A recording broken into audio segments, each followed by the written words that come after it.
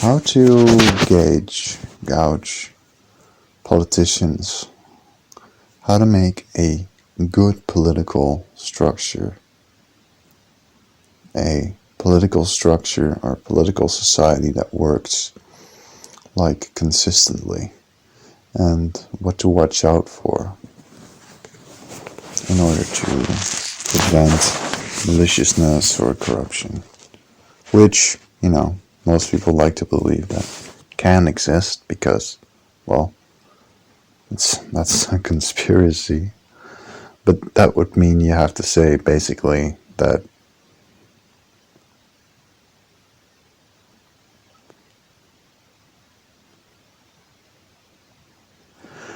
the world has been corruption free since,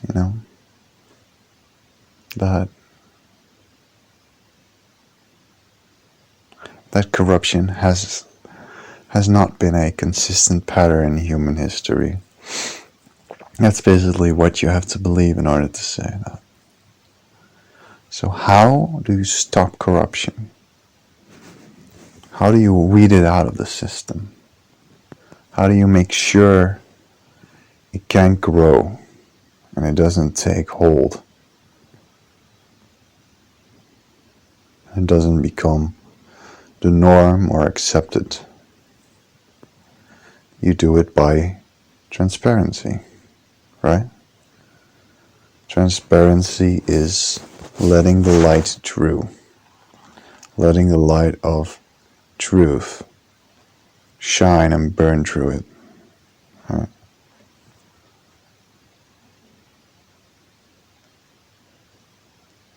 So, how does that go about? How do you go about doing that? Right? Because if we think about it, the people that we love the most are people who are willing to be open with us, are willing to be vulnerable, but honest and real. And that's, in a sense, what the internet does.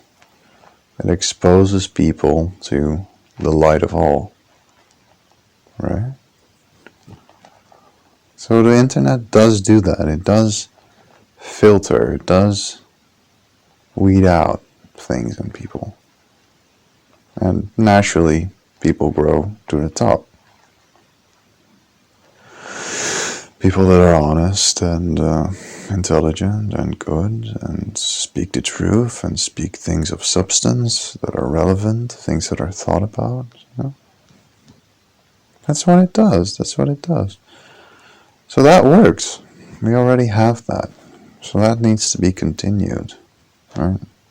And of course the people who get in power or get power because of it need to keep being held accountable and keep doing the right thing. But how can we apply that to our current political system, who I know, and I think many others know, has faults and has corruptions and has things that shouldn't be there, and people that probably shouldn't be there? How do we weed out the bad guys? Right? And I do believe that's basically what everybody wants. Even the people at the World Economic Forum, even, everyone. Most people in the government, let's say 90% to 99%, maybe even 100%, but definitely most people. Some aspects could be corrupted, that's true, but doesn't mean that those are inherently evil people. And I do think that, in general, it isn't that corrupted, and it is quite good. And it is growing and becoming better. But this is what I think, that this transparency principle weeds out the corruption. It's all about being able to be transparent. And to whom are you being transparent? To everyone. That's what the internet is. The internet is a sort of sense where everyone can see you and everyone can respond to you. That's how amazing the internet is. That's how great it is. So that's what needs to be kept being used. It already is being used, of course, but that's good. So how do we do it? We demand a high standard of our politicians, just as we demand a kind of high standard of YouTubers, even. And it sounds little, it sounds like nothing, a YouTuber, or a Twitch streamer. But these people are held to a higher account every day. No, not every day, but some streamers or YouTubers expose themselves every day and communicate to everyone, in a way, everyone, to the web, to the World Wide Web.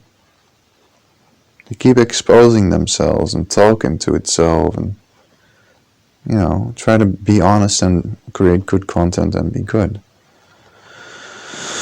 So our politicians need to be able to speak to our YouTubers. They need to be able to do interviews.